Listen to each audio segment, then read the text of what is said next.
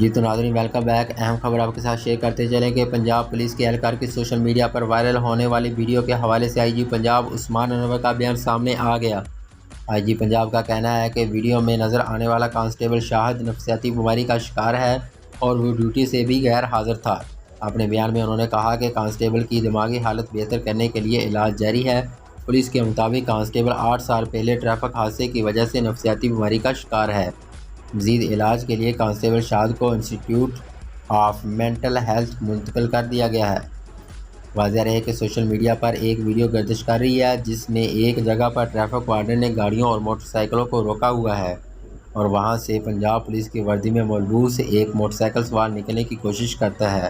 موقع پر موجود ایک صحافی ٹریفک وارڈن کو پولیس کی وردی میں ملبوس موٹر سائیکل سوار کو روکنے کا کہتا ہے، لیکن موٹر سائیکل سوار اپنی موٹر سائیکل نکالنے پر بازید رہتا ہے اور گالیاں نکالتا ہے۔